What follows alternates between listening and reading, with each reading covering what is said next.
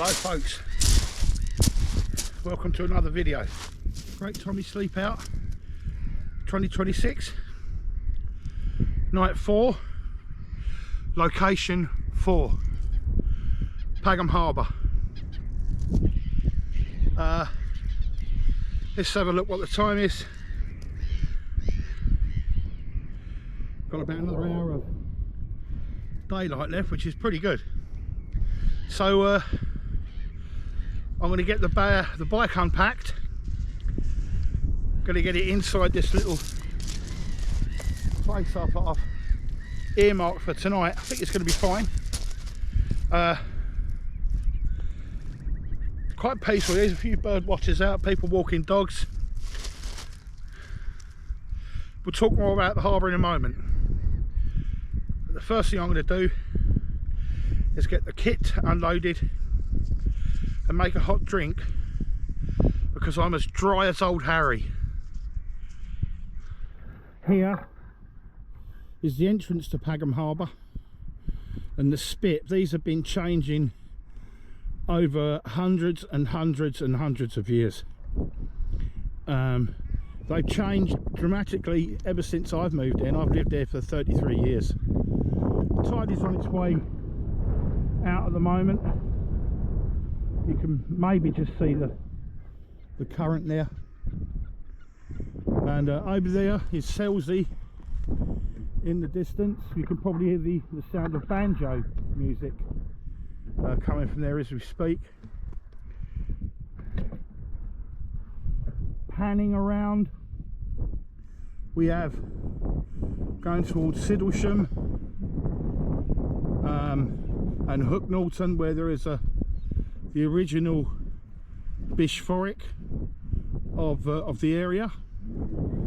Coming around from Pagham Harbour, right over the back towards the north wall, looking over there towards Church Farm, and over there to St Thomas Becket's Church in Pagam, where we spent last week. Not a bad view, and all the way through, and over in the distance there, it's looking a bit murky, is the once very quaint town of Bognor Regis. More on that later. But as it has changed round here, and we've had this thing called tidal scour, it's obviously a lot of the beach has collapsed and been taken somewhere else. I've just noticed over here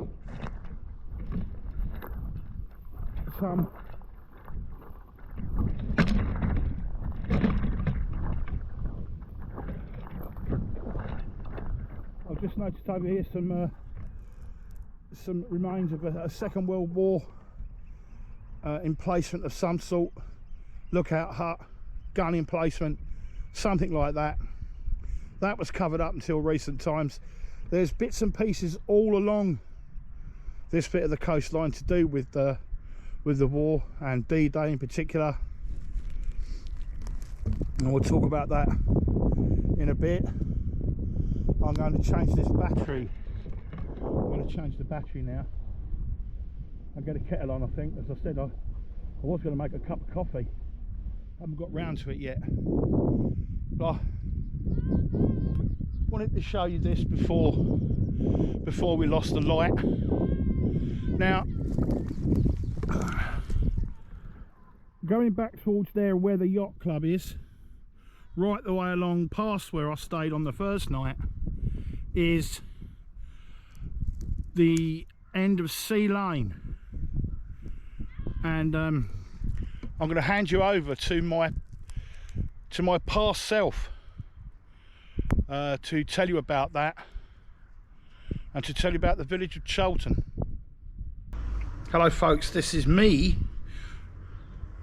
from the past, and this is Sea Lane.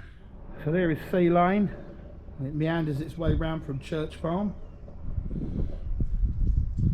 and it seems as if the road goes to nowhere. But that was not always the case, because until 1341 this road went to a lost village called Cholton that was more or less completely destroyed in a massive storm. That also affected Pagham Harbour. So let me hand you back over to me from the future. It's really still now. It's gone absolutely, honestly, deathly still. There is hardly any motion in that tide over here by the spit whatsoever. It is absolutely still. It's almost uncanny. In a moment I'll take you around what we're going to eat tonight. Something I've never cooked before, and I think the last time I had it was on the Isle of Wight at a Boys Brigade camp in the pub by the monument at Bembridge in 1979. Yes, it would have been 1979 without any doubt, because 1978 was the other side of the Isle of Wight and 1977 was Guernsey. So I'm going to find the coffee, which is in the food bag, and I'll bring you back in a little bit. Oh, let me just say this. I want to say this. I can't believe how many views I've accrued on my last video. I'd like to thank each and every one of you that's watched it. All the people that have dropped a like, all the people that have commented, and thank you very much to my new subscribers. I'm overwhelmed. I really am. I can't believe it. I really can't. It means a lot to me. And it also means that a lot of people might be hearing about this event that we're taking part in, the Great Tommy Sleep Out. So if we're spreading the word, that's really good. But it's really good news for my little channel as well, because it brings me a lot of pleasure doing this. It really does. So thank you very much indeed, everybody. And of course, if you haven't already, maybe you'd consider subscribing to the channel. Going to be lots of different things coming up. I might even be camping in places other than Kent and Sussex, so stay tuned for that. Anyway, I'll come back to you in a bit. Cheers, everybody. All right, folks, it's getting near that time where I'm going to start knocking up a scran. So let me take you around what we have tonight. So let's get this sorted out. So what we got is, we got some beef, got some olive oil, an onion. There should be 2 cloves of garlic here, a beef stock cube, some Dijon moutarde. In here are some mushrooms and some flour. In there is some tagliatelle, some soured cream, and some Worcestershire sauce. So there's my little spice box. And if you haven't guessed it already, we are going to be cooking beef stroganoff, or as our friends in America refer to it, beef stroganoff. I quite like that. So I'm going to start preparing some veg, but the first thing I'm going to do is I'm going to kill 2 stones with 1 bird, and I'm going to boil the tagliatelle in the beef stock. That way I've still got the hot stock ready for when I need it. Okay. I'm not going to show you all the preparation of chopping up and Christ knows what else. I'll show you what's going on when I've got the prep done and I'm about to do the cooking. All right. Okay, I'll bring you back in a bit. Okay, we're up and going. So I've got some olive oil in that pan, and the first thing I'm going to do, if I can find it, is sear off the beef. It's just this is like minute steak. It's nothing It's nothing elaborate, nothing posh. Let me get a spatula.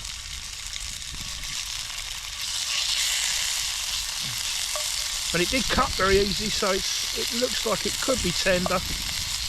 I didn't flour it because I've got flour with me to put in to try and thicken the sauce. Now, the reason I didn't put it on is because I don't want to flour the pan right now, because once this is seared off, I can take them out and put them into the little bowl here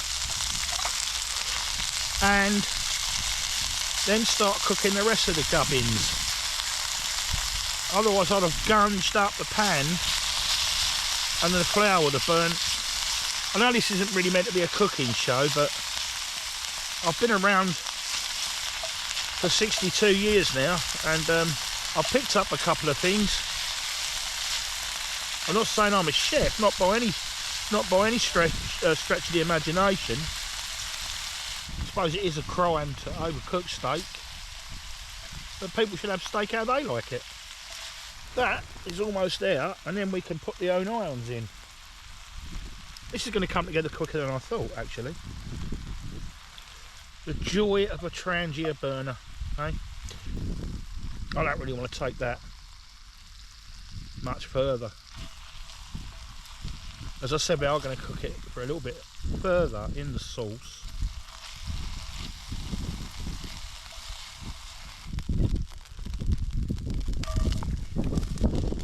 Onions going in, as well as the ones that have fallen into the lid of the Trangia.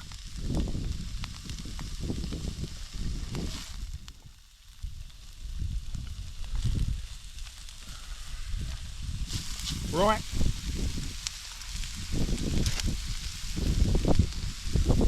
in with the mushrooms. These are going to put out a ton of liquid that we've got to get rid of, so we might as well start that process right now. Oh my god, this is going to be massive. Mind you, these are going to shrink down, aren't they? Considerably. Okay, I'll bring you back when we get round to finishing off. Right folks, things are happening at pace. I'll show you in a sec. I've got the garlic in. I've decanted the noodles with my tongs, so I've got some stock at the ready, and I think we're almost at that time where we're going to be closing things out. So to that end, I'll turn the camera around towards the pan. I think it's time to introduce the few good dashes Worcester sauce.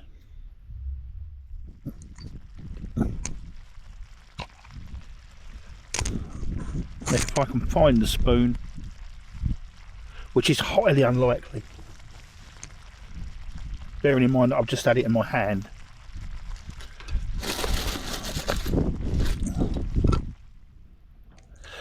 No.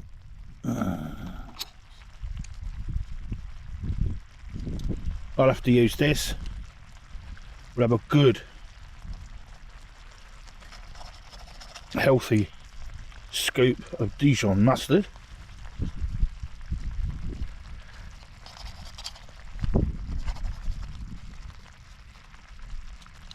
Clean that off in a minute. Let's get that back on there. I think this is the time to also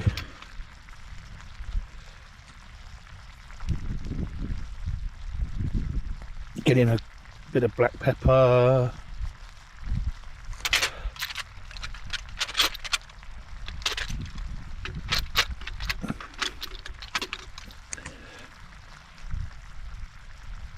touch of salt, just a touch.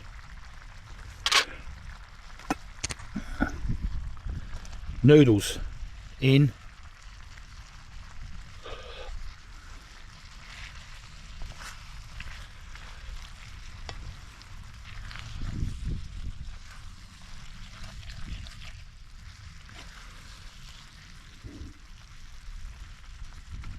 Beef. in.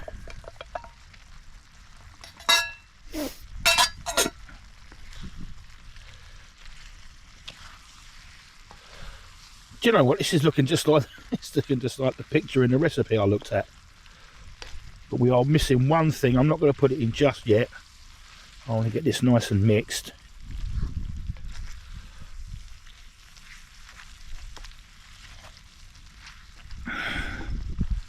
I know one thing. I'm glad I haven't got a fry up in the morning.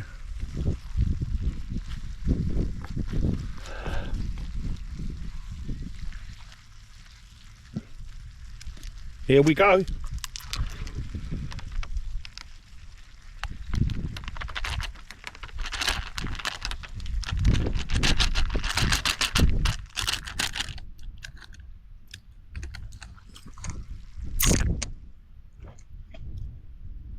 Oh, and there is the sour cream. Join me next week for more of this low-fat cooking. I'm just going to see if the pasta is cooked.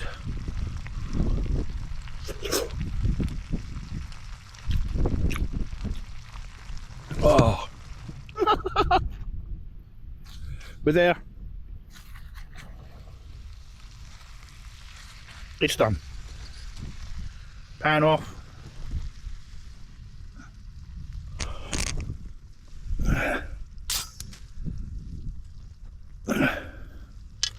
There's the snuffer. See if I can do this. Nearly. Yeah. Ladies and gentlemen, I'll give you beef stroganoff. Taste test.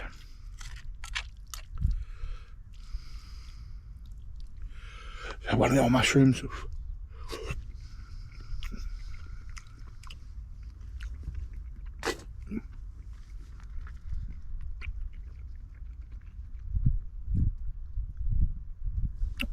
Yep. Yes, it's got that definite stroganoffy sort of flavour. Let's try a little bit of the beef.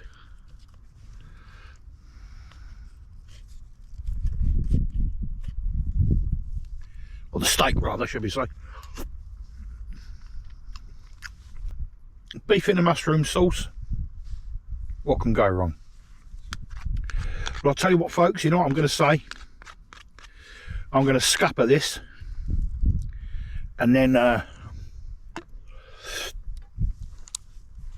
maybe knock up a hot chocolate. Got a new old book to read. Of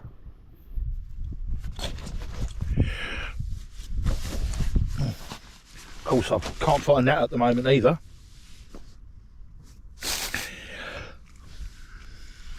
There it is. Mark Wallington, Pennine Walkers. If you've never read any of Mark Wallington's work, get involved. Brilliant stuff.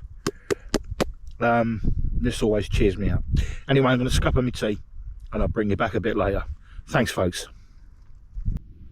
Ah, well, that stroganoff was nice, really nice. Really tasty. I'm not blowing my own trumpet here, but I cooked that steak just right, and I can go a bit mad, and it ended up like shoe leather. But that was really tender. And bearing in mind my teeth aren't what they was. Sorry, my teeth are not what they were. It was tender enough, and with the mushrooms and that mustard sauce, that's something I'm definitely going to do again. Well, it's something I have to do again because I've got a load of sour cream left, 1.5 steaks, and all the other gubbins that go along with it. So, I've had a nice tidy up, got all the gash sorted out, all the things packed away that I don't need, I've washed up, and very soon it's going to be hot chocolate time. Oh yes, indeedy. I'll bring you back then, and that's probably going to be the time to pipe down and sign off. So I'll bring you back then, folks. Yeah, that's better. Let's get there. Well, folks, let's come to this. I got myself a hot chocolate. I just knocked up. I'm not having a wobbly one tonight. I'm gonna have a complete day away from the demon drink.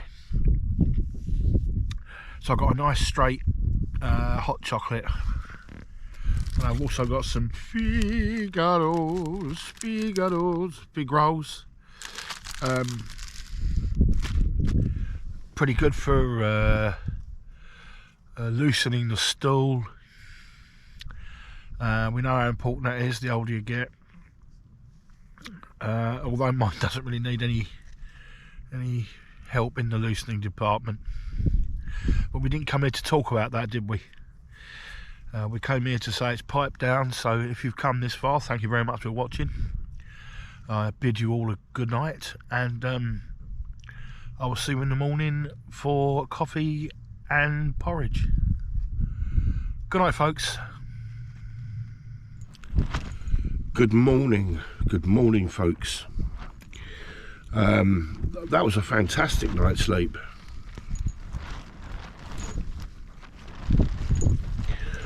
Hardly a wink. I've no idea. I just couldn't drop off. I'm looking at the outside of the tarp at the moment, and I would imagine there's been a slight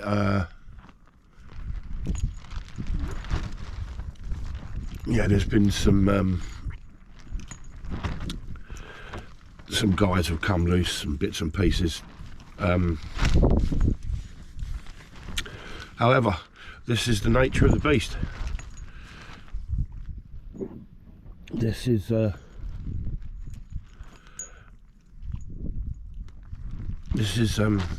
what it's about. So the theme of this series of videos has been to try and draw attention to the plight of British Armed Forces veterans who are homeless, and their idea of a great evening is finding a decent cardboard box and a shop doorway. So we're never going to lose sight of that. But this is what we're doing it for. And looking at some of the posts on the Great Tommy Sleep Out Facebook group, some people are actually doing that. They're sleeping near cenotaphs, they're sleeping in shop doorways, they're sleeping everywhere they can. And I'm trying to congratulate all the people, as many people as I can. So many people are doing this challenge that it's rather touching. To be fair, anything that folk are doing towards this, it's a great effort, and everybody out there involved should be very, very proud of themselves for what they're doing. Okay, that said, the kettle is on. I have a bladder the size of a beach ball, so I need to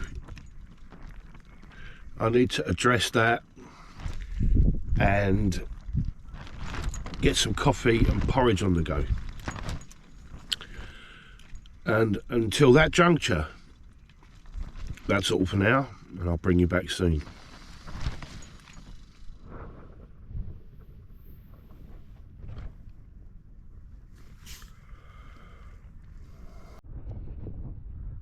Well, folks, and thus concludes night 4, location 4, Pagham Harbour, Great Tommy Sleep Out 2026. If you've watched all the way to the end, thank you very much indeed. Really appreciate it. Hopefully you'll join me for the final camp Next Monday, there may be a location change, not entirely sure at the moment. So, the bike is all packed up.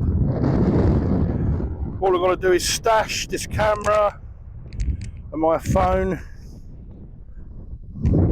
etc. So until next time, folks, I bid thee farewell. Thanks for watching.